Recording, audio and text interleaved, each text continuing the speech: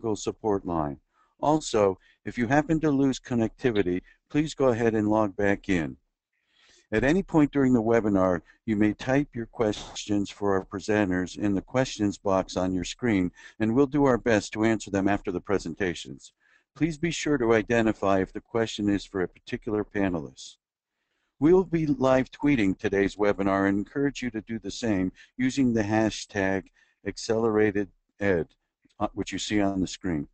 Finally, please note that the slides and a recording of today's session will be available on the CCRS Center and AYPF websites. Next slide. For those of you who are new to our webinar series, the College and Career Readiness and Success Center, which is housed at the American Institutes for Research, is part of a network of federally funded comprehensive centers that provide technical assistance and resources to our regional partners and the states they serve on key educational reform issues. The American Youth Policy Forum, our co-host, is a lead partner of our center. As a CCRS Technical Assistance Hub, we collaborate with federal and external centers and resource providers to promote knowledge development, dissemination, and application through technology-based activities such as this webinar today. Next slide. We invite you to visit our website, ccrscenter.org, to access a copy of this webinar and to learn more about other CCRS resources and activities that may be of interest to you and your colleagues. Next slide. Over the past few months, the CCRS Center has been exploring and sharing information and tools around accelerated learning options, starting with a brief released last November. This brief aims to bring some clarity to use of the term acceleration by focusing on research-supported strategies both within and across secondary and post-secondary education that allow students to accelerate their learning and thus build momentum towards long-term success. Next slide. In addition, we have held a three-part webinar series on accelerated learning in collaboration with AYPF, culminating with today's webinar. Previous webinars broadly discussed the use of acceleration in secondary and post-secondary settings to create flexible, personalized learning opportunities for students and considered specific models of practice. Today's webinar focuses on the role of state policy to help build, develop, and sustain high-quality dual enrollment, an acceleration strategy operating across secondary and post-secondary education. To address terminology confusion that often plagues discussions of acceleration, today's webinar will use the term dual enrollment to refer to any opportunity for a high school student to enroll in college courses. By this definition, we include college courses taught at any location, through any delivery modality, by any instructor type, and regardless of whether or not students receive high school credit. Our presenters, when necessary, will identify when they are referring to a specific model under the broader umbrella of our definition.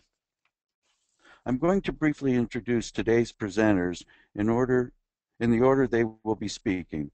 Please note that following each presentation, we will have an opportunity for clarifying questions, so we encourage you to type them into the question box throughout the webinar. For questions not addressed during today's webinar, we will do our best to either connect you with the presenter or post responses on the CCRS Center blog, Ready for Success. Our first presenter will be Jennifer Dunay-Zinth, a Senior Policy Analyst at Education Commission of the States.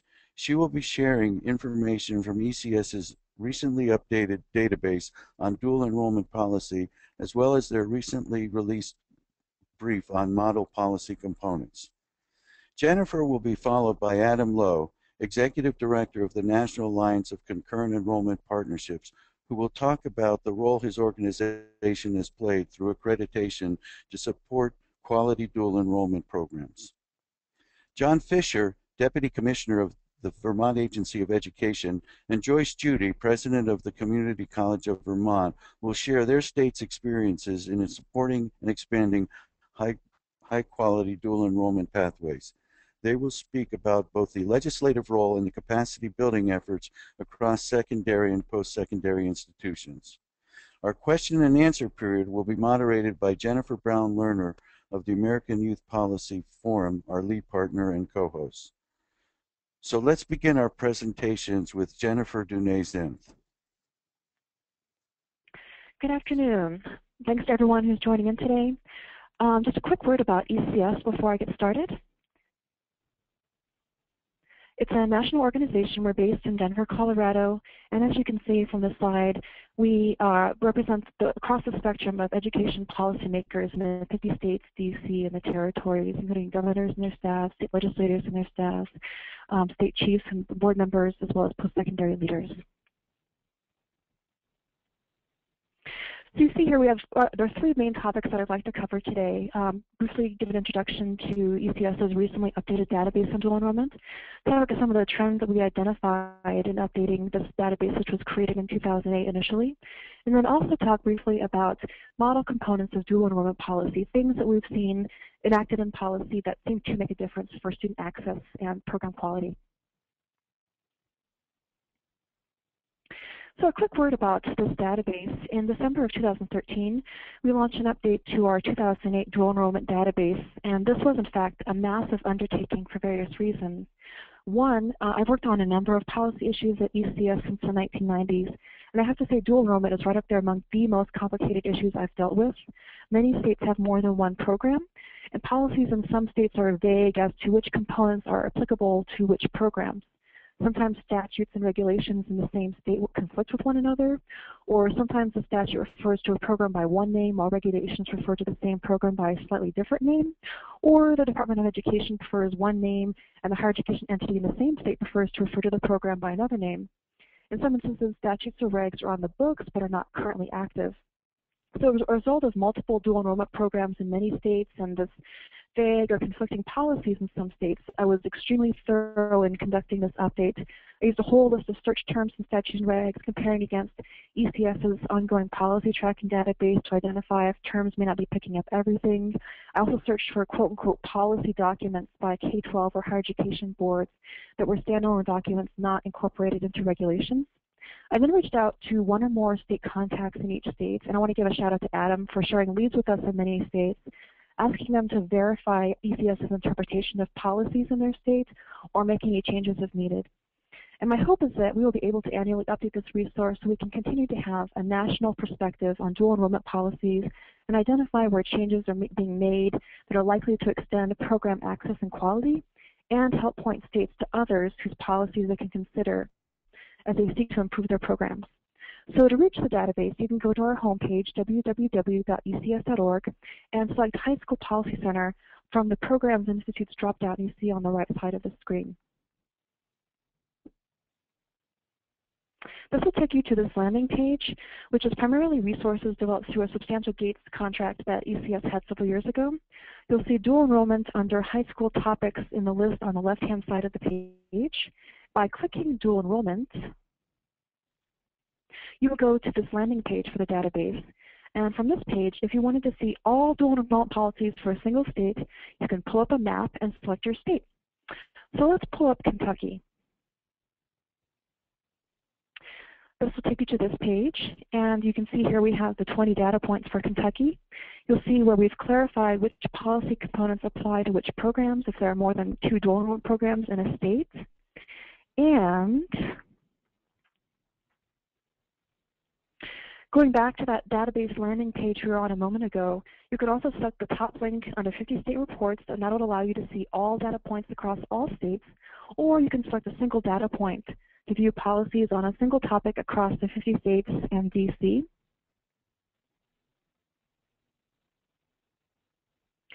So there are 4 trends I'd like to touch upon today. I could spend the entire webinar talking about everything that we saw that changed from 2008 to 2013, but I'll focus today on these 4: notification, quality, reporting, and evaluation. I'm more than happy to take your questions on trends, on what we're seeing on other data points, either during Q&A or if you'd like to contact me directly after this webinar. So going to notification, it's a really obvious one that if you don't know a program exists, you can't participate. But anyway, by notification we meant, is there a statewide policy, not just local district or institutional system policy, that requires all students and or their parents, not just students meeting eligibility requirements, to be notified of the availability of dual enrollment programs.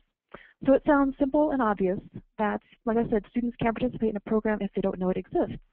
Yet, and this somewhat surprised me since it does seem like such an obvious thing to include in a state's dual enrollment policy, just 20 states have this in policy. These were in fact the same 20 states that had this in policy in 2008. It looks like it dropped from 20 to 18 states, but we reconfigured answers for 2 states that require notification for one program but not another. And just as we did in 2008, we saw a great deal of variability in policies. There were some states that simply said that students and parents needed to be notified, and there were other states that were much more specific on the types of essential program information all students and parents need to receive, hopefully allowing families in those states to make much better informed decisions on whether or not a student should participate. So going on to quality, this is another critical issue if dual enrollment programs are truly to provide high school students with an authentic college experience, and post-secondary institutions aren't going to get heartburn over awarding credit toward the general core or student's major for successfully completed dual enrollment coursework. And just as with notification policies, we see policies on this issue fall across a wide spectrum.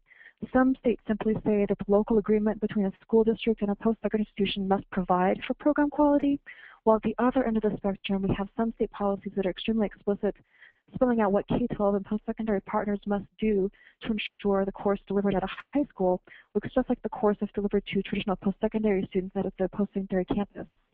And the list on the slide is by no means exhaustive, but it does give a sense of the diversity of approaches states are taking. And some states require multiple boxes to be checked on this list. And the good news is we did see positive growth in state policies regarding course quality from 2008-2013, with 37 of the 47 states with dual enrollment policies on the books, including policies to ensure course quality.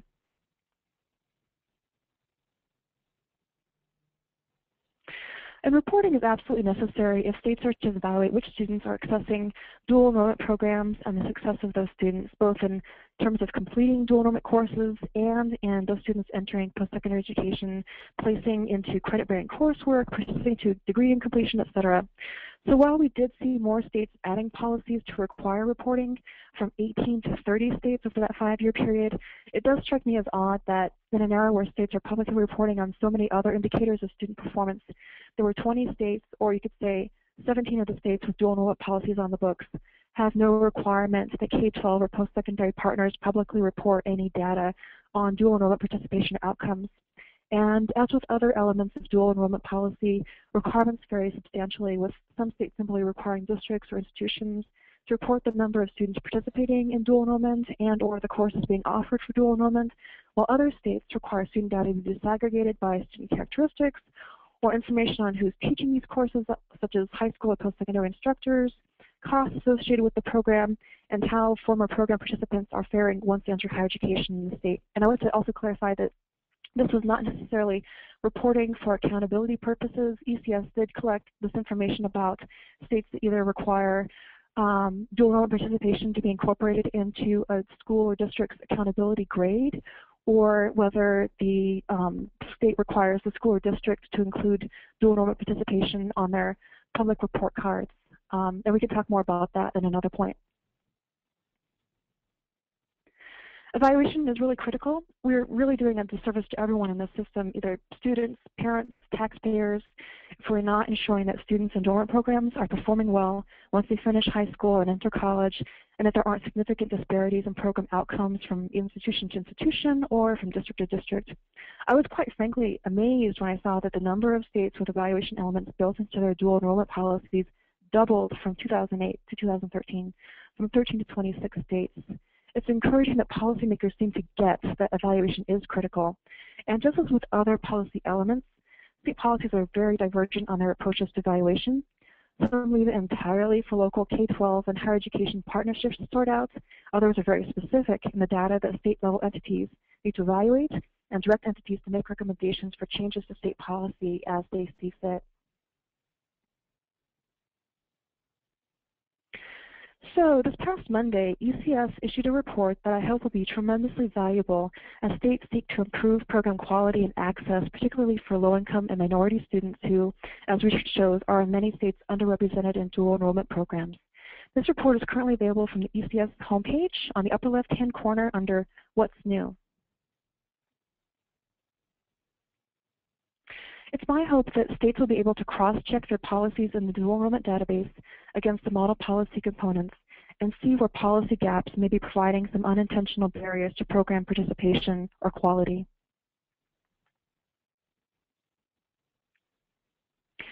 There are 13 model policy components. They fall under 4 umbrellas, you could say. The first umbrella having to do with access. I'll pause for a few seconds to allow you to read these.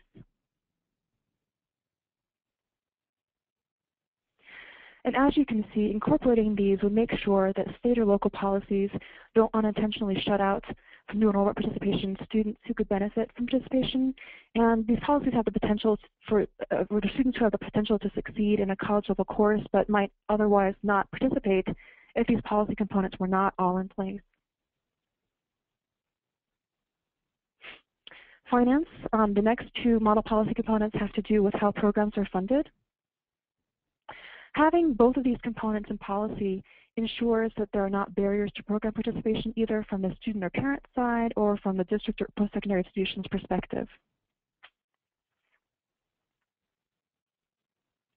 The next 4 model policy components have to do with what we were talking about earlier: course quality, reporting, evaluation. It's really essential for states to put these policies in place so that dual enrollment courses are truly providing students with exposure to college-level content and that programs are monitored and evaluated to ensure broad student access to programs and ensure that students are experiencing success both during and after program participation. And the last model policy component has to do with transferability of courses. In order to, for students and parents not to lose their investment, or states for that matter, so programs aren't really living up to their potential if students end up retaking coursework they've already completed through dual enrollment because the course is only recognized as quote-unquote elective credits by the post-secondary institution they end up enrolling in. And there are state data that show that incorporating these 13 components into policy has the potential to make a tremendous difference. And I'm just about out of time, but I'm happy to talk more about this alignment between these components and what we've seen in states such as Colorado. You can do so either during the Q&A or offline. So my final slide today provides a quick overview of what you can expect to see from ECS on this issue of dual enrollment in the coming months, thanks in large part to generous support from the Bill and Melinda Gates Foundation. We have a short piece on key issues in incorporating CTE into dual enrollment programs, which will be coming out in March. We'll determine the topics of the other 2 Gates-funded briefs as we monitor the issues that arise in dual enrollment in the states in the coming months. The State Data Elements Project is actually a partnership with students of Uri Treisman. Uri, as many of you know, is a policy rock star who heads up the Dana Center at the University of Texas, Austin. His policy students this semester are going to do a 50-state search of SEAs and higher education governing entities for dual enrollment participation and outcomes data. And so for the first time that I'm aware of, we'll have 50-state data on whether enrollments are reported by various student characteristics and which students are actually participating and succeeding in dual enrollment by state. And as you probably know, the U.S. Department of Education has surveyed high schools and post-secondary institutions for this data, but their published data do not allow you to make state-by-state comparisons. So I'm happy to answer any questions you may have about these products and services, either in our Q&A session or offline. Thank you so much.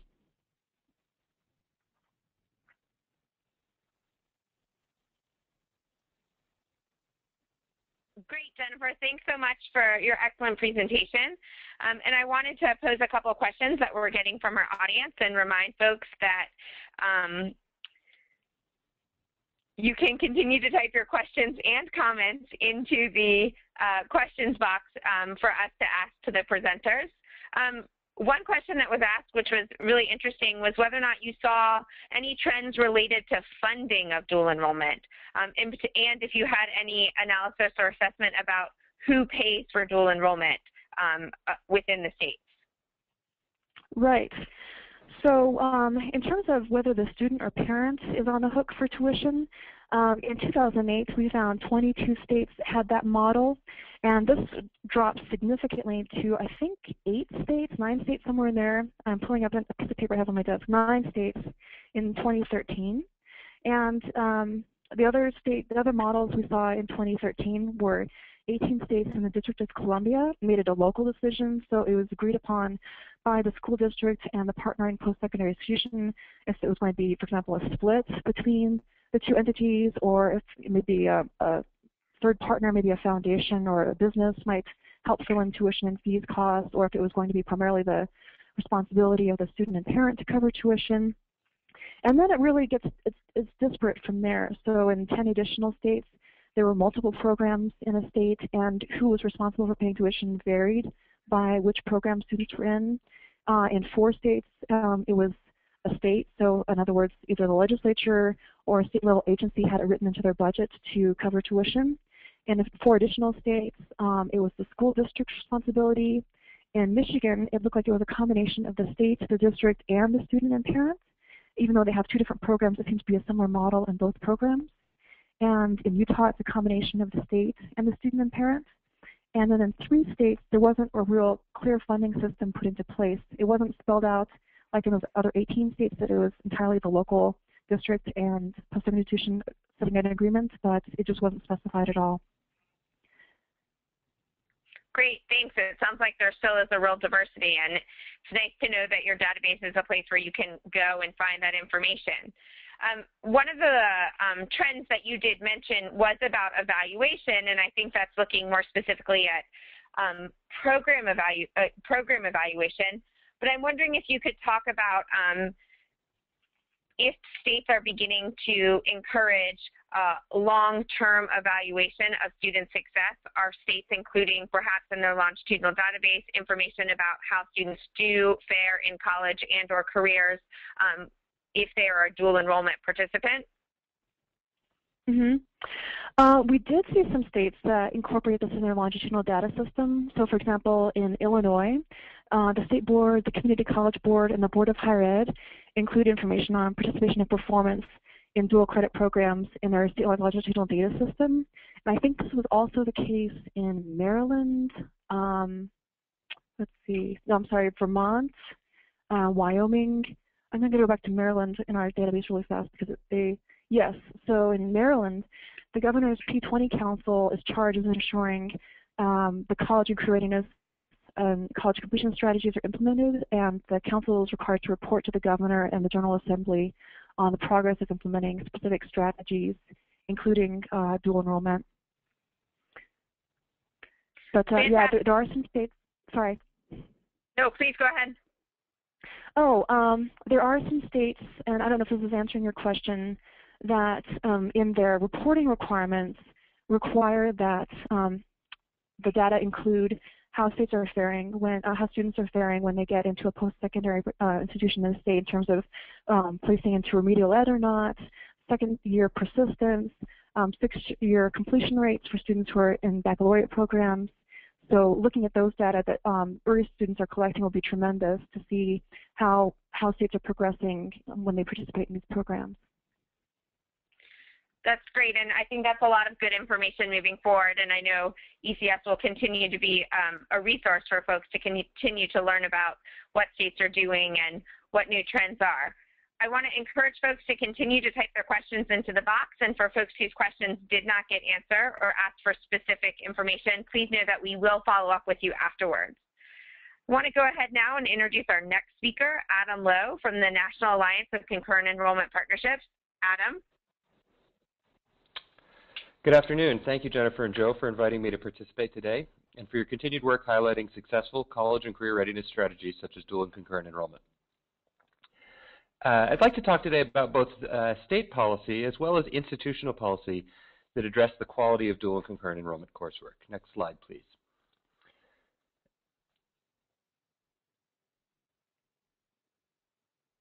In reflecting on the issues confronting college and career readiness, I think it's valuable to step back in time to understand the history of dual and concurrent enrollment. This visually imposing example of Gothic architecture is Joliet Township High School. It is the birthplace of the public community college. Back in 1901, the University of Chicago and Joliet High School partnered to establish Joliet Junior College at a time when post-secondary education was reserved for the elite few. Only 2% of the college-age population was enrolled in college. This innovation created an academic mirror of the first 2 years of coursework at the University of Chicago for students who wish to pursue a college education in their home community. This new model of higher education was critical to increase access to college for more students, in a symbolic way created the ultimate pathway for students to navigate the transition from high school to college. You merely had to walk up a flight of stairs. There are many parallels to today when you consider the remarkable growth and demographic shift in the student populations enrolled in both secondary and post-secondary education in the 21st century. Our history lesson next takes us to the University of Connecticut and St. Louis University in the 1950s, both of which established partnerships with local high schools to offer college courses at the high school campus. Dual and concurrent enrollment continued to emerge in isolated locations around the country throughout the 1970s, as well as through the 1980s, you started to see clusters of programs in pockets around the country. Notably, for our policy conversation here today, in the late 1980s and early 1990s, we began to see a few of these states, such as Minnesota, Utah, Virginia, and Arkansas, enacting statewide policies that encouraged more institutions to develop programs and start to address access so that students were able to enroll in these courses regardless of what part of the state they were in. The model really began to take off in most places in the mid-1990s, and in many instances in conjunction with the growth of tech prep programs that established career tech consortia. Next slide, please. During this period of rapid growth in the 1990s, the established programs sought each other out and began meeting in 1997. This resulted in the formal establishment of the National Alliance of Concurrent Enrollment Partnerships. Our national membership network now includes over 260 colleges and universities, dozens of high schools and school districts, and 13 state agencies. We support our national network of dual and concurrent enrollment professionals by sharing the latest knowledge about best practices, support research efforts, and engage in advocacy with media, state agencies, and the federal government. Our annual conference features 2 days of presentation on the latest innovations in the field, and we provide other opportunities for professional development through workshops, webinars, and a Washington policy seminar. Our membership is engaged in numerous committee work to facilitate dialogue and information sharing, including a state policy leadership committee. Next slide, please. Now, for those of you data junkies, the National Center for Education Statistics report that Jennifer mentioned earlier and is cited on this slide, and a companion study they did of post-secondary institutions has rich data on the prevalence of dual enrollment nationwide. As you'll see, this non-traditional course location, which is most widespread, at the high school or secondary career center campus, warrants academic oversight from post-secondary institutions. Of the high schools offering dual enrollment on their campus, 89% have high school instructors deliver some or all of college courses. This is what NACEP defines as concurrent enrollment, a subset of dual enrollment, when a college-approved high school teacher teaches a college credit-bearing course to high school students. One of the concerns of the founders of NACEP in the late 1990s was the quality of the programs being created during this period of rapid expansion. Thus, they decided not only to create a membership organization, but also adopt a set of national standards and to begin a peer review accreditation process in 2004. There are now currently 89 programs nationwide accredited by NACEP, with 10 additional programs currently undergoing initial accreditation review this spring. While NACEP's primary focus is on concurrent enrollment and the accreditation process is restricted solely to that model, virtually all of our members offer multiple models of dual enrollment. Next slide, please. Upholding standards we have seen to be a vital factor in credit acceptance and transfer among colleges and universities, particularly in the area of dual and concurrent enrollment. Broadly speaking, concurrent enrollment is accepted widely and transfers well. Our accredited programs do follow-up surveys of student alumni, and most report transfer rates of over 90% or higher. This national study, conducted by WICHE a few years ago, looked at credit acceptance both for required and elective credit. But national statistics mask the variation in acceptance. What we have seen is that it is imperative for concurrent enrollment providing institutions to demonstrate the academic integrity of their credits in order to gain the trust of credit receiving institutions. And this is one area that state policy comes in, and Jennifer highlights in her report, that 22 states now require public post-secondary institutions to accept dual enrollment credit in the same fashion as they would any other transcripted credit.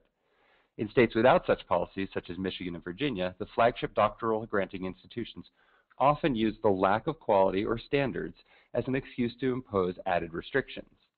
I will talk more about state policy related to quality standards in a little bit. Next slide, please. To understand NACEP's role as an accreditor, it's important to understand the quality assurance system used by higher education institutions in the United States. There are over 4,500 degree granting institutions of higher education, with a wide range of diverse missions differentiating their institution. Our higher education system is premised on a belief that institutions must have the primary responsibility for academic quality, Generally speaking, our state governments do not write or approve curricula, do not examine the credentials of faculty, or review the performance of students. The primary means by which colleges, universities, and programs monitor quality in the United States is third-party peer review accreditation carried out by private nonprofit organizations. Now, of these 4 types of higher education accrediting organizations, NACEP falls within the category of programmatic accreditors. In addition to NACEP, you'll find in this category other specialized and professional accreditors that accredit specific programs, professions, such as law, medicine. We accredit the program of concurrent enrollment offered by the institution of higher education. While our standards are prescriptive in a number of ways, they have also proven to be flexible enough to accommodate a wide range of institutional structures across the country. I don't have time to discuss all 17 of our accreditation standards in depth, but you can see that they're broadly covering 4 areas: that of curriculum, students, instructors, and program oversight. Curriculum includes areas such as syllabus, assessment methods, student expectations of learning, and course philosophy and pedagogy. Student standards address things such as registration and add and drop policies, course prerequisites, and grading scales. Instructor standards address the need for departments to only approve faculty if they would hire them to teach on campus, provide them with course-specific training prior to teaching a course, and annual discipline-specific training. Institutional oversight is critical to ensure that there is tracking of instructor participation, that faculty make site visits to high school locations, the program evaluation is conducted on a regular basis, and that transcripting occurs in generally accepted practices. Through our work, we've seen that institutional policy is critical to ensure the consistency of the academic program across all disciplines and partnerships engaged in by the university or college. Next slide, please. The Education Commission of the State's policy scan found that state policy provisions related to instructor or course quality for post-secondary providers of dual and concurrent enrollment exist in 37 states now. The standards vary across the states, but a common intent lies behind these standards: that college courses offered to high school students are of the same high quality and rigor as the courses offered to matriculated college students. As the only set of national standards of excellence for concurrent enrollment partnerships, NACEP standards serve as a model for statewide quality standards in 16 states. 9 of these states additionally require or encourage their colleges and universities to obtain NACEP accreditation formally in policy, while a handful other do so informally. In 2010, NACEP did a study on state oversight mechanisms. We found few states had the technical capacity or interest and institutional trust to approve or monitor compliance with the standards. One of the benefits of the third-party peer review approach is that you are engaging experienced institutions who have no vested interest in the outcome, thus respecting institutional autonomy and removing it from local politics between 2-year and 4-year institutions, and avoiding governmental audits of syllabus assessment and faculty. Few states are able to resist the urge to create compliance-driven review processes. One of the things that we've learned that overly prescriptive and regulatory structures often arise due to the actions of one or a few bad apples, thus upsetting the entire apple cart. Thus, the importance of all institutions upholding high standards. Next slide. There will always be those individuals who believe that college is college and high school is high school and that never the twain shall meet. If we are to achieve our goals for student transition and college completion, it is imperative for us to eliminate the artificial breaks in the continuum of knowledge acquisition. Dual and concurrent enrollment represents a proven low-cost, scalable model so that students gain the exposure of the academic challenges of college while in their supportive high school environments. It creates a seamless system to work for students, but we need to continue to legitimize concurrent enrollment by demonstrating that it is possible to offer authentic college courses to high school students. With that, I'm happy to take any questions.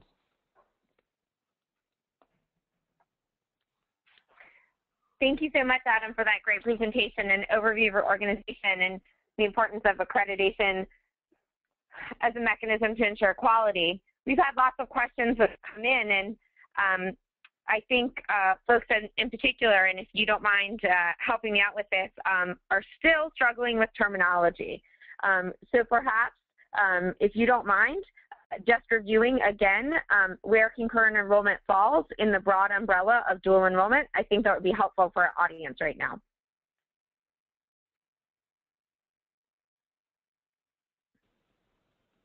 My apologies, I muted myself. A study that was conducted by Indiana University found over 50 terms in use across the states. And so that indeed, the terminology in this varies widely state to state and institution to institution. And Jennifer's database actually has a very good listing of all those terminologies. The way that Joe defined dual enrollment earlier on was something, I'm going to get the words not precisely right, but along the lines of any opportunity for a high school student to enroll in a college course and obtain college credit for that course. We refer to concurrent enrollment as a subset of dual enrollment, and it is the particular model where a high school teacher is credentialed by the college or university to deliver that course, typically in the high school setting. There are, of course, within all colleges and universities offer different opportunities for dual enrollment, and most offer multiple models, including opportunities for students to come on the college campus, students to take courses through distance education or online, and occasionally sending college faculty out to high school locations. Fantastic. And so another question is, and perhaps you can answer this from thinking about your membership, is given that on average, or given that students in concurrent enrollment are taking courses in their high school, do you have information on where they're choosing to enroll post high school graduation? Are they enrolling in two-year colleges, four-year colleges, or transitioning directly into the workforce? I would say all of the above, and some of the studies that Jennifer mentioned states are beginning to engage in with their longitudinal data systems are able to track that. So it really varies institution to institution. We have some small rural community colleges that those students almost all continue on to that same institution, whereas we have other universities and community colleges that serve students who tend to go on to a wide range of institutions, including elite private institutions or out-of-state institutions. So it really varies across the program, and that's one of the factors of program design that if you are implementing a program, you want to consider who are your students that you're targeting, where are they going to continue on to post-secondary education, and what are the particular courses and resources that they need in order to successfully manage that transition. Great. And given that concurrent enrollment can be offered in the high school, we can make the assumption that in partnership with an institution of higher education, any high school in the country can offer these courses. Can you give us a sense on average of what types of high schools are traditionally using the concurrent enrollment model? Is it urban, suburban, or rural, or a combination of all of them? Sure. What we saw in the NCES data recently is that nearly 1,500 public high schools across the country, which is 4 out of every 5, are enrolling students in dual enrollment courses.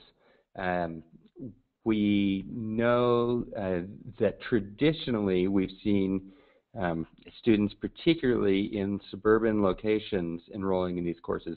But what we saw between the NCES's prior study in 2002 to the one that looked at school year 2010 was that higher growth rates were seen in schools that were in rural settings, as well as in the northeast and southeast regions of the country, as well as students with high percentages of students who are ethnic or racial minorities. So we're seeing growth throughout the country, but in particular pockets we're seeing even more rapid growth. And I think that's partly related to the emphasis of policymakers on increasing access for low-income and other students who are underrepresented in higher education. Fantastic, and I think that this is a perfect time to segue to our next set of presenters. We will be hearing about the efforts in Vermont to build flexible and personalized pathways for all students and using dual enrollment as a core strategy to achieve this goal. We'll be joined by John Fisher, Deputy Commissioner of the Agency of Education, as well as Joyce Judy, President of the Community College of Vermont. John? Thank you. To begin with, I'd like to provide a quick situational perspective on Vermont. Here in Vermont, we have a history of educational innovation and creativity for years and years. And we place a high value on public education, which has resulted traditionally in a willingness to fund public education, pre-K-12 at a high level. That's not to say it's without conflict at times, but certainly now is a balance between tax rates and funding. But we do have a very high value placed on the educational system here. We have also, over the years, convened partners to study and deliberate high leverage policy approaches to effective learning opportunities. As recent as 2002, we had a commission that produced a document called High Schools on the Move. And this was a unique document in that it contained a compendium of things to do, things that we should do in education and in schools. Interestingly, it also contained a list of things that we should immediately stop doing in schools in order to move towards high quality and innovation. Some of these were implemented, but not at scale across the state, which we have struggled with for a few years with that at the implementation level. We'll talk about that in a minute here. Later in 2009, the State Board of Education convened a policy commission who produced a detailed report titled Opportunity to Learn. Once again, this commission provided some great focus on things to do in our schools and to transform our schools. Once again, on the implementation side, full-scale implementation at a statewide level was unsuccessful until recently. So let's step back a minute for the Vermont context to give you some demographics. We have a declining student population over the last 12 years, and just recently this year dropped to about 80,000 public education students. We historically have reported a high graduation rate, one of the highest in the country, yet we also report high rates of remediation when students transition to higher education after they graduate from high school. We have about 60% of our high school students that enroll in college within 16 months of their graduation from high school, yet not high enough for our goals. We would like to move that to approximately 80% participation rate as we go forward. Our achievement gaps in Vermont pretty well align with our poverty gaps, and likewise these translate to opportunity gaps. So we have been addressing opportunity and access and equity for students with some high leverage policy movement. Years ago, we collaborated with other New England states in the development of assessments for No Child Left Behind. This set the stage for future partnerships across state lines here in New England. So our goals here in Vermont are to raise aspirations, increase college and career readiness, academically, socially, and emotionally, prepare students so that when they finish high school, they end up with more options as opposed to fewer options. And we wanted to do so through development of strategies embracing personalization of learning and innovation and creativity around learning opportunities for all students. And we stress this many times throughout our policy and implementation work, that these opportunities are for all students. At the New England level, as I mentioned, we have a history of collaborating with many of the New England states, and we found over the last 5 years a growing interest in many similar development strategies, other than developing assessments for No Child Left Behind. This interest resulted in the formation of the New England Secondary Schools Consortium. There are 5 New England states, Maine, New Hampshire, Rhode Island, Connecticut, and Vermont, who have been approaching our goals of aspiration and participation rate and readiness together, providing a unique opportunity for policy development and sharing of resources and best practices across state lines. We approach all of these with a common theory of action. Our theory of action is perhaps unique. We believe we will be successful in a sustainable way only if policy, practice, and public will are addressed simultaneously. Historically, reform efforts, even in Vermont, have focused on either changing policy or practice. Few have focused on changing public perceptions. Without buy-in from educators and the public, schools may temporarily comply with rules, usually without implementing systemic change. At the same time, schools that have embraced personalization and innovation many times find themselves operating outside of the existing policies. This can at times be quite an uncomfortable situation and does not really provide a sustainable environment for public policymakers, educational leaders, and teachers, and certainly local school boards. We found, as a state collaborative across New England state lines, we needed to develop the political and public will required to sustain innovative change over the years. So we engaged across a number of the New England states. We engaged governors, staff, legislators, state board members, superintendents, principals, teachers, business leaders, and higher education to address the policy environment. As far as legislation, Act 77, our Flexible Pathways legislation of 2013, declared expectations and as importantly, permissive use of funds. We also declared that high school experiences should include elements of flexible pathways that were specifically placed in the legislation. All students should have access to internships and other work-based learning opportunities, career and technical education and pathways, virtual blended learning opportunities, and early access to college through dual enrollment and early college programs.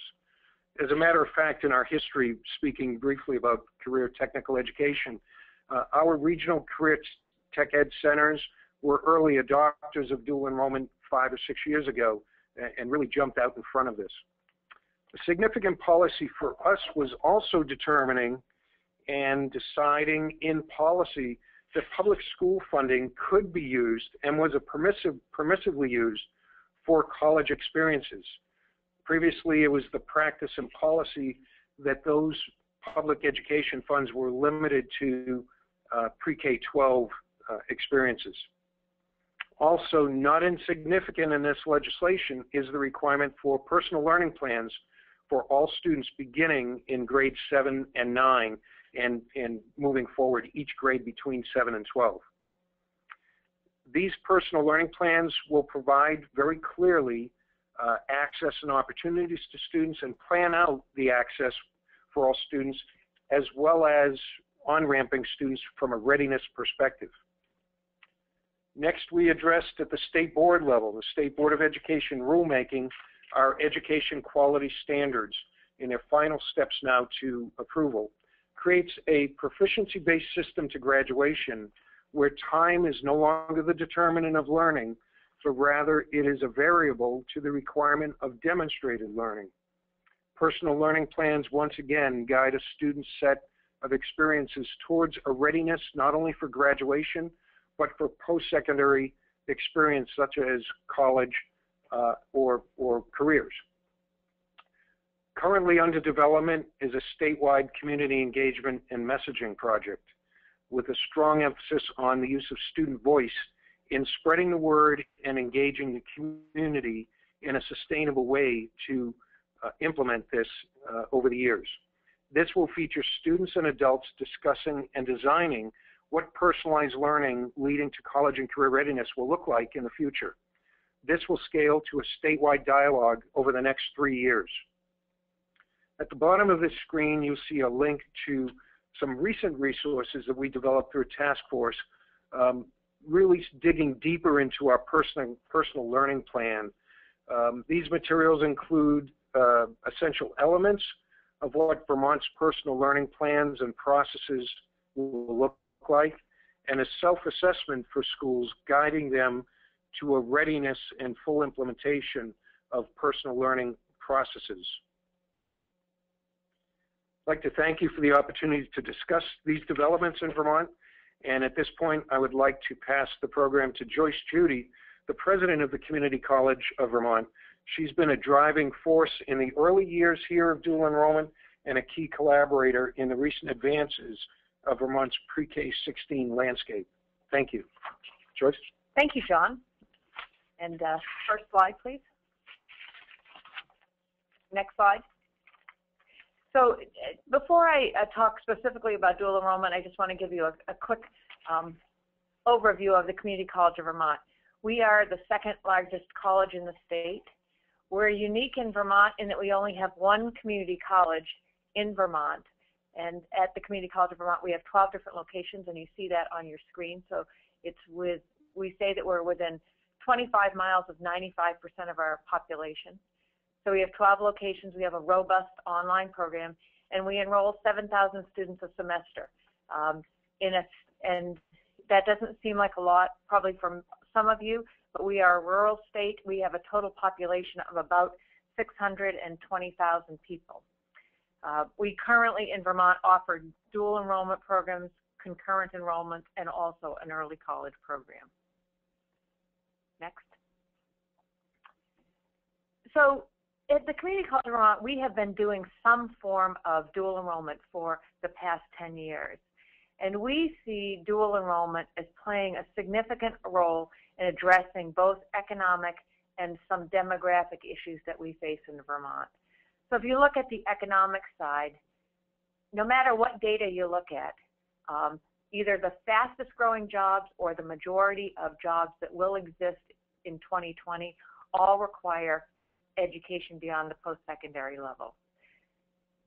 Secondly, if you look at associate degree holders, and this is in Vermont, and I'm sure it plays out across the country, that people with an associate degree earn 36% more than those with just a high school diploma.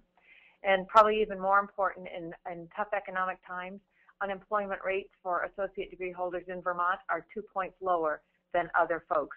While college isn't a guarantee for a job, it opens many doors and creates many more opportunities than without a college education. Next slide. In addition to that, in thinking about dual enrollment and some of the important things around demographics, as John referred to, Vermont has a very high high school graduation rate, and yet we have one of the lowest college going rates in the country. So there's some disconnect between high school and college. And at CCV, our focus for dual enrollment for the past several years has been what I refer to as shrinking the age gap. Our current average age is 28.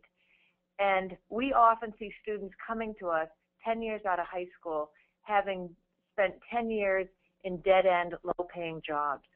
And we started thinking about dual enrollment as a way to help, particularly the students, the middle majority of students, have a successful college experience while they're still in high school, so that they could imagine that they might be successful in college. Rather than waiting 10 years, maybe they would think about college after a couple years being out. And wouldn't that be a gift to them? Also a gift to the Vermont economy in providing, we hear so much from employers, we need workers with stronger skills. So we have always seen dual enrollment as a way to sort of help plant seeds for students who are still in high school. We also believe that dual enrollment helps us to improve college readiness. We all know the data nationally and in Vermont is students who enter college needing remediation, students are just much less successful. And then the two that are often very common associated with dual enrollment is how, one, it's a good strategy for reducing college debt and also shortening time to graduation and a college degree. So dual enrollment plays an important role in our thinking in Vermont, both from an economic and a demographic perspective. Next. So when we think about of offering a dual enrollment program, I would say there are lots of challenges, and today I want to focus on three and offer up some strategies. The first one is around access. How do we make sure all students have access? When we offer a dual enrollment course on a college campus, how do we make sure that students who don't have transportation, for example, are able to get there? Students who for whatever reason, social, academic need some assistance to be able to access college courses. The second is quality and rigor. How do you make sure you guarantee that the courses that you're offering, whether it's on a college campus or in a high school, are of the same quality and rigor that all of your college courses are? And then resources. Dual enrollment programs don't happen without a commitment of resources. Next slide. So I want to offer up a few strategies that we have used in Vermont, and they have really helped us to move forward. The first is, in terms of thinking about access, probably the most important strategy around creating access for students is to build a strong collaboration with our K-12 partners. I believe so much that this is about collaboration and not about competition for students. I do hear horror stories from time to time outside of Vermont about how dual enrollment programs are about creaming, taking the best students. No longer can they offer high-level courses. They're all being offered by colleges. What I would rather focus on is how do we work with our K-12 partners to make sure that we are increasing high school graduation rates and college aspiration rates for all students. And that has served us incredibly well. I'll give a quick example. We have a high school in the northern part of our state who, when we first went to talk with them, they had a lot of resistance to dual enrollment and the whole idea of their kids taking college courses and what would that do to their school. And we worked really closely with them in trying to figure out what courses we could offer, how we could work with them to achieve their same goals. This is a school that has 342 students, 9 through 12. 53% of them are on free and reduced lunch. It's a very rural school. And I'm proud to say that this semester, 20% of their junior and senior class students are enrolled in a dual enrollment course. It's been a few years in the making, but I think if you went to that school today, they would tell you that this has been a great partnership. But it takes time and a willingness to sit down and talk and develop some common goals. The second strategy we've developed around access has been a course that we've called Introduction to College Studies, which really targets younger students. This year we've been targeting 10th grade students and an occasional junior and senior level student. But this is an on-ramp to dual enrollment. For many students, going from high school to taking a college course, we found was too big a leap. We were seeing students not be successful in dual enrollment. So we have been working with a number of philanthropists and also with Vermont Student Assistance Corporation's Gear Up program in developing a course called Introduction to College Studies. It's not a dual enrollment course because we do not give college credit for it. Many high schools give high school credit for it. But it really introduces students to the language of college. It talks about credit. We also model and use strategies that they will find in a typical college course. It has been a huge success in increasing the success rate of high school students taking dual enrollment courses. Another quick example on this program, we were working with another very rural school who they were not participating in either Introduction to College Studies or dual enrollment. We sat and met with some teachers and guidance counselors, and they said, here are the reasons why students are not participating. One, they don't have transportation. Two, many of them are from poor families, and they need to, these are courses that are offered after school, they need to work instead of taking courses. And they don't have the discretionary funds for textbooks. So we worked with that school and worked with a local philanthropist, and now we offer busing for students. We provide meal vouchers so the students can get a meal before they go to take that course. We are providing them with scholarships for all their textbooks. And probably most important, if they successfully complete this course, we are giving them a stipend that would have covered the cost, how much they would have earned if they'd been out working during the hours of that course. We have doubled the enrollment of students participating in in Introduction to College Studies and dual enrollment with this course. But it's a partnership between the school, philanthropists, and the Community College of Vermont. Next slide, please. As has been mentioned earlier with a couple of the other presenters, one of the things with dual enrollment or concurrent enrollment, paying attention to quality and rigor, has been something that we have tried to keep on the front burner. At CCV, if we offer a course in a high school taught by a high school faculty member, we hire the faculty member. They must meet the same, they must have the same credentials and meet the same expectations that all of our faculty do. We offer professional development for high school teachers who are teaching college courses. We also, we have standard course objectives for all of our courses, whether they're taught at CCV locations or in a high school. We expect anyone teaching a CCV course to teach those objectives. And no matter where a faculty person is teaching, we do evaluate faculty, and we ask them to go through the same kind of evaluation that we do for all of our students. So wherever we're offering a dual enrollment course, we treat that the same as we treat any of our courses.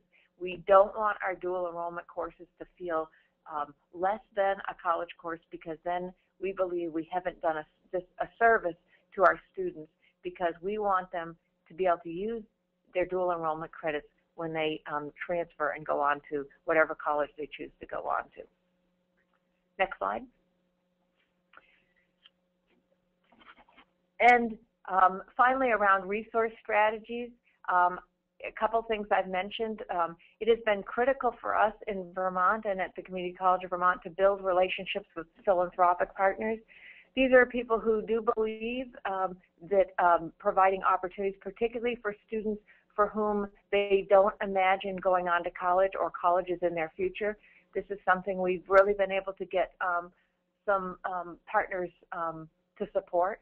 We've also reached out to different grant providers. For example, we have a grant right now with the Nellie Mae Educational Foundation. They have been a key partner in helping us to develop some marketing materials and do a marketing campaign, particularly for students for whom this wouldn't come naturally. And third, I think that we can't do this alone. We need to collaborate with community partners and organizations, such as the Department of Labor and local businesses have been key to our work. Next slide, please. And finally, in closing, I think the things that have been important to us in building our dual enrollment program, one is relationships. It's relationships, relationships, relationships. It is key for us in terms of we're a small state. We need to have a lot of partners, particularly the K-12 folks. Staffing has been critical. For us at the Community College of Vermont, this can't be an add-on. We need to make sure that we provide the staffing that can build these relationships, because they are key. Paying attention to quality and rigor is essential. And finally, I would just throw in the branding. Branding is vital.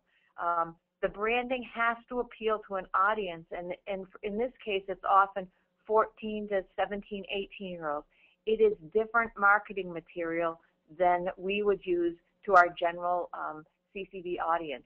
And you'll see some examples of some of the branding that we've done and some of the marketing materials that we produced. We actually did this over a period of a few months with focus groups with 14 to 18-year-olds, and it was very helpful. But again, it's not marketing to our traditional college-age students. It's to a younger audience. So with that, I'd like to thank you and for the opportunity to share what we're doing in Vermont. John and Joyce, thank you for a really excellent presentation and an overview of the comprehensive work that's been going on in Vermont. We've had lots of questions come in, both for the two of you as well as our whole panel, and I encourage the audience to continue to type your questions in. John, I'd like to start with you. Your comment about your career and technical education training centers being early adopters of dual enrollment sparked lots of interest and curiosity. Can you talk a little bit more about what that looked like, and in particular, what types of credits students were earning through, what types of post-secondary credits students were earning in this partnership? Well, and I'll ask Joyce to chime in here, because that's what we partnered with Joyce on at the community college, as well as our technical college, Vermont Technical College. They offered their pre-existing college courses on site at our secondary ed CTE centers. So those students were receiving college credit for those courses only when the student's instructor was had applied for and had been certified by the colleges. So it was, in Adam's term, it was concurrent enrollment. And from Joyce's perspective, I think it was instructors that she had endorsed and certified as college professors. I would also say that one of the things, I think it's been one of the best educational innovation movements in Vermont. When we started running dual enrollment courses or concurrent enrollment courses in technical centers, because students had to, we used the AccuPlacer assessment, and students had to demonstrate that they had college level skills to enroll in those courses. And when we first started, not very many students could meet those assessments. But as we developed the program, that became a carrot for students. They wanted to earn dual enrollment credits. And so we worked really hard with technical centers to help students develop the academic skills they needed so that then they could access dual enrollment credits through their technical courses. Great, thanks. And there's also been some questions that I'm hoping both of you can clarify this around instructors. Joyce, you mentioned that CCV is instrumental in hiring the faculty. Can you talk about how you hire or select faculty for the concurrent enrollment courses, the ones offered in the high school or in these secondary technical centers? If a high school teacher is interested in teaching a course for us, they get in contact with us. And so that's one way. Another way is if we're working with the high school, like say we're working with the principal or the guidance counselor, and we decide, okay, they would like us to offer this course at the high school. They may have a recommendation to us that we have a very good high school teacher that would be interested, and they put us to get in touch with each other. So it can happen a number of ways, but in the end, they need to be in touch with us. We need to hire them. If they're teaching during the day, they get a $0 contract from us. So it's not, we have to be very careful in Vermont. They can't double dip. They can't be teaching on their day contract and also getting paid by us. But we do issue them a $0 contract so that there are things very clear in our contract that they must meet. Great. And so one final question for the two of you, and then we'll open it up to our panel as a whole. Folks were very struck by the comprehensive approach that the state in collaboration across the P20 or P16 spectrum has taken in terms of building these pathways. Given that you mentioned that you had currently a low college going rate, have you begun to see an uptake in college going in the state of Vermont, or how have you felt like these comprehensive approaches are starting to play out in terms of outcomes for students? I think Joyce has some statistics in terms of some of the intro to college studies students. We have seen probably a 2 or 3 point increase over the course of dual enrollment up to, I would say, the passage of Act 77. This year, although it's fairly recent, since Act 77 expanded dual enrollment through greater funding and really a exposure to a branding and access point as well. Last year, for instance, before Act 77, we had about a 6% participation rate of juniors and seniors in high school in dual enrollment, and this year, early on, with early reports in from fall and anticipated January enrollments, we're seeing over a 10% participation rate of juniors and seniors in dual enrollment. And while we expected that, we didn't think it would come that quick. We expected probably a year or so into Act 77, we were hoping to reach a 10% participation rate. And then in the future, we will track that on a longitudinal system to see what that translates to ongoing. Joyce, do you have a? Yeah, and in addition to that, I would say that one of the things that we have been doing, having some longitudinal data with Introduction to College Studies. So for the past 5 years, we now are seeing students who have enrolled in Introduction to College Studies, which is targeted at a high-risk population. 65% of them are first generation. Many are on free and reduced lunch. 20 points higher for students who are going on, who go to college than the state average. So it is a significant strategy, and we are feeling quite positive about that strategy. And we will start collecting that same kind of longitudinal data with dual enrollment. But Vermont as a whole has been doing that, but CCD in particular around Introduction to College Studies has looked at this and feels it's very rewarding to see those kind of results.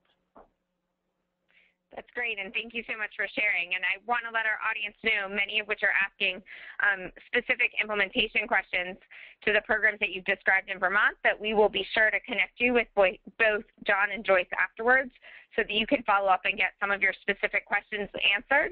But at this point, I would like to open it up to the entire panel, and I want to start with an overarching question that everyone has talked about a little bit, and perhaps folks can reflect on the trends that they're seeing, but everyone has begun to talk about that dual enrollment in all its forms is becoming more a strategy available to more students, that this isn't necessarily just about the highest achieving students. I'm hoping that perhaps we can go through the panel as a whole and folks can talk a little bit about what they're seeing either from the research perspective or from practice about who's been benefiting from dual enrollment and how this increased access has, what have been the drivers for increased access. Jennifer, do you want to take the question first? Sure. What was interesting, and it was a data point that we didn't include in the database, was as I was going through the policies last year, we were seeing more instances than I remember seeing in 2008, where when states had, and I should add that many states significantly revised their dual enrollment policies, so it wasn't so much of an update as wiping the slate clean in a lot of states and starting from scratch, but when states were significantly overhauling their state policies over the last 5 years, in many instances, there was a statement of legislative intent or something to that effect saying, we want dual enrollment to be a strategy to broaden access to post-secondary education and better improve the preparation for the workforce and these sorts of things that we weren't seeing so much of 5 years ago. So I think that was really significant that policymakers are understanding that dual enrollment could be a meaningful strategy to improve college readiness and college going, particularly among traditionally underrepresented students in higher education. And it could be that this is coming back to some of the research we've seen coming out in the last 5 years from CCRC and others demonstrating that all other things being equal, low-income students, students of color are more likely to enter college and complete a degree if they do have dual enrollment credits on their transcript. Thanks. Adam, do you want to respond?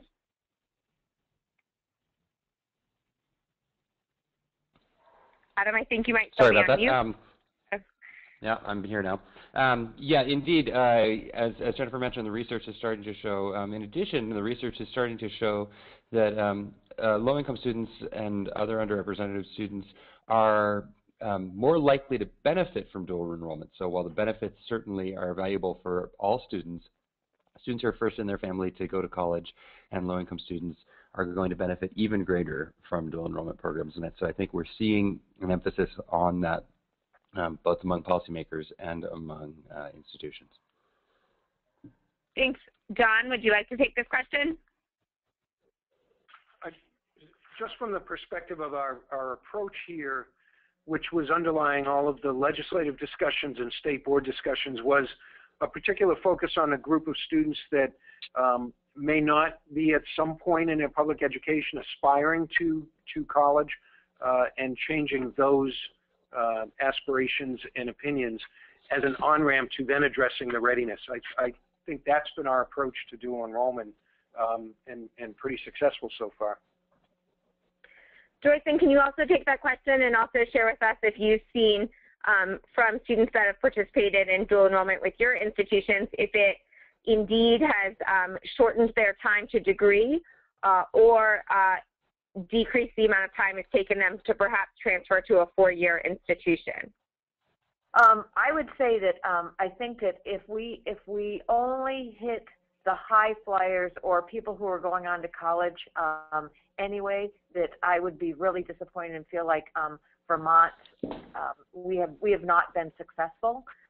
So from an institutional perspective, you know, back in my presentation, the whole idea of how do we shrink the gap, how do we plant some seeds for students that we might see 10 or 15 years later, how do we help them realize that they could be successful in college and perhaps think about college earlier on.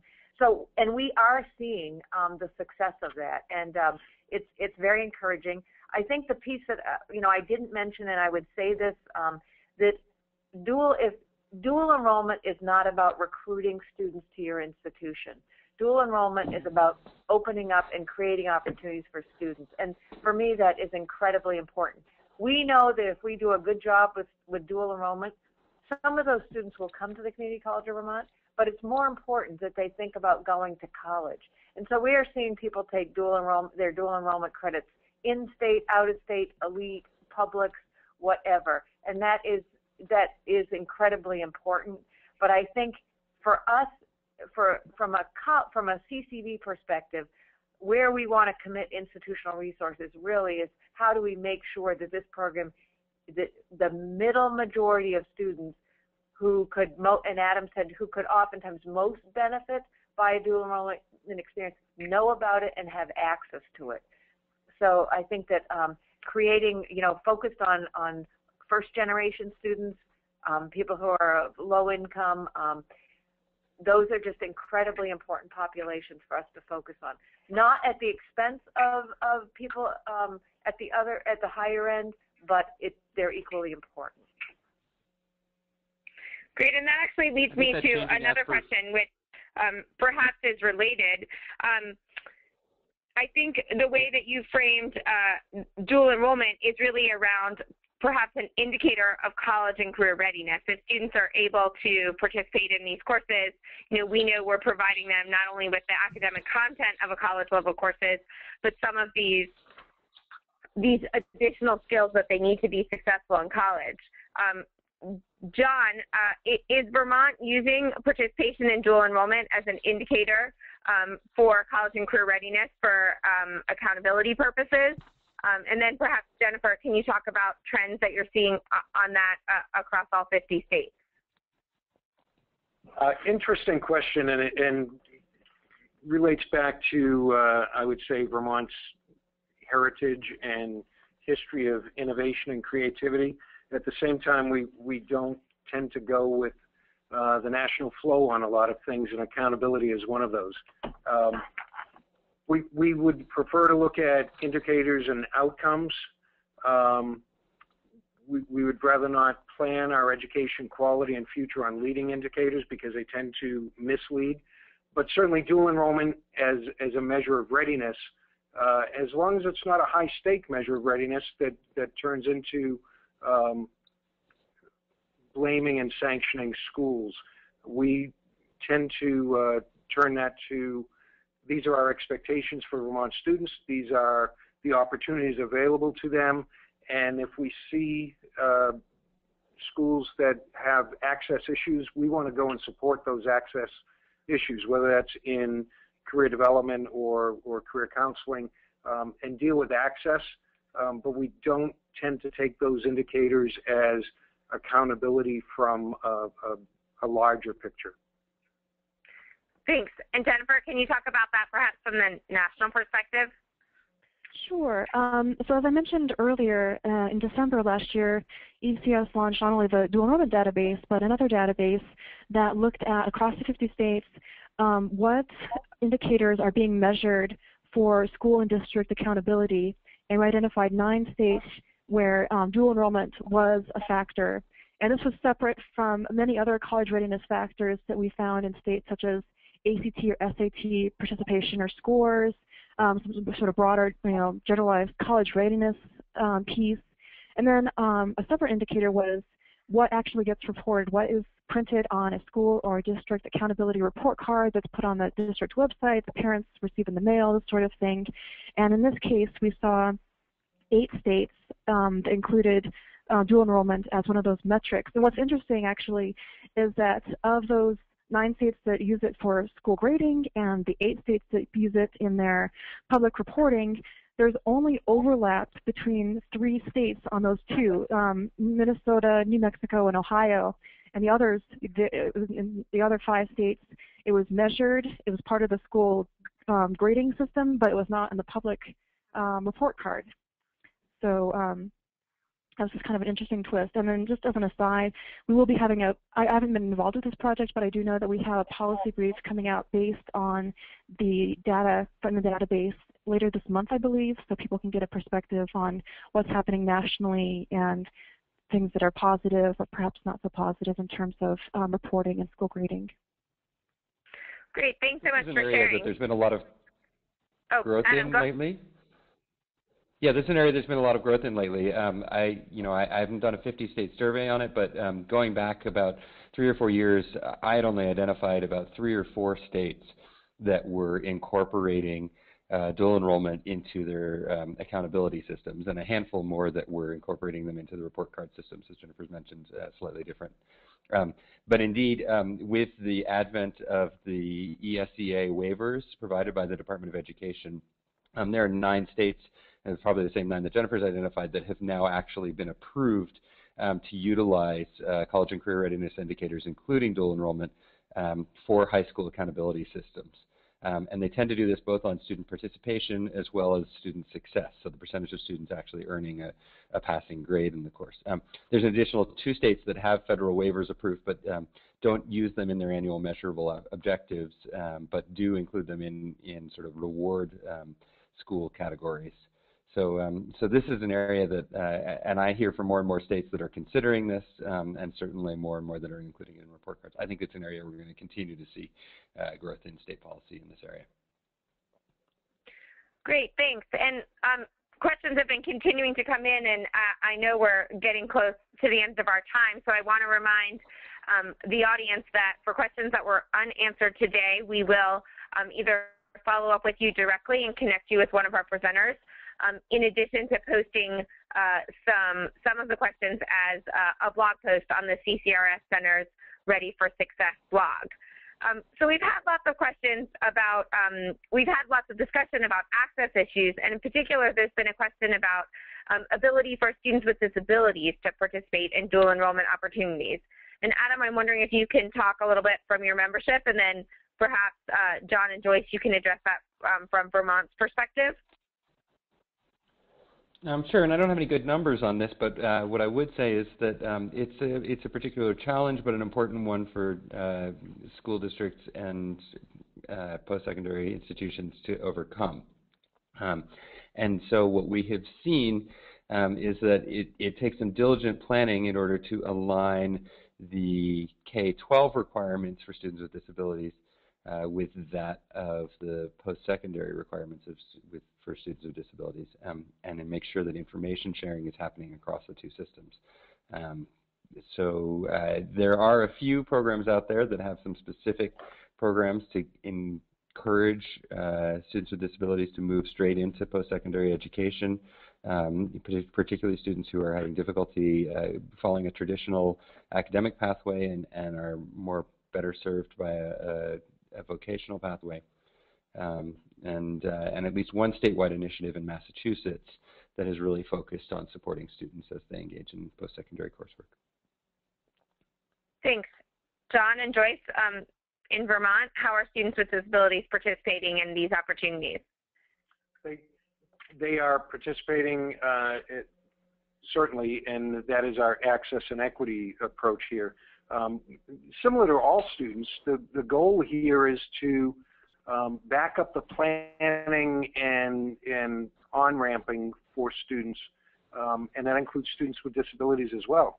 To prepare for that transition planning for students with disabilities earlier and earlier, so that we, like any student, we don't find ourselves sitting here 2 months from graduation saying, oh, I wish I could have been prepared for this, or I wish I had known about that. So the whole approach that we've taken is for all students, and that includes students with disabilities, for on-ramping and readiness, so that we can have all students ready. But recognizing that in college it is different. We don't have IDEA requirements in post-secondary, so that becomes part of the readiness mix. Thanks. And Joyce, is there something that you wanted to add? No, I would support what John said. I think we have a lot of students with disabilities at the Community College of Vermont, not unlike most community colleges. What I think is really important about dual enrollment programs is helping students understand what it's like to be in college, what are the expectations. And for students with disabilities, it's also understanding the difference between your K-12 education and what happens when you go to college. And so being able to help with that transition and make that transition successful. So I think it is important that students with disabilities see this as an opportunity. But I also think at the same time, just like with all students, it's how do we help make sure that the transition from high school to college happens as successfully as possible. Great, thank you. And I do know that there's been many more questions, and as I mentioned, we will follow up with folks. But a lot of the questions have dealt with these issues of coordination and collaboration, and I wanted to give Joe Harris from the College and Career Readiness and Success Center an opportunity to talk about a recent publication that CCRS put out, particularly around coordination and collaboration. Joe, can you share a description with that? Sure, thanks, Jennifer. As Joyce and John and others have mentioned, one of the key success, the keys to success in dual enrollment programs is the collaboration and conversations between K-12 folks and higher ed folks. So I wanted to call people's attention to a new publication that came out in December called Considerations for Collaborations to Support College and Career Readiness, a Facilitator's Guide. And this guide looks at 8 key questions around the topic areas of the purpose of the collaboration, participants in the collaborative effort, and the implementation and accountability for collaborative efforts. So this is available on our website, and not only does it include these questions and key considerations, but a pretty strong research base in the appendix that supports the use of these different questions in a facilitated conversation. Again, you can see it at our center at ccrscenter.org, and invite people to use it and give us some feedback. So thanks, Joe, and I want to thank you as well as all of today's webinar presenters. You can see their contact information here, as well as the web addresses for the CCRS Center and AYPF. Both the slides from today's webinar as well as a recording will be posted on both of our websites in the coming days. In addition, we'll be following up with folks for the unanswered questions today. I hope you enjoyed this presentation and hope that you'll tune in for our next webinar soon. Thanks so much.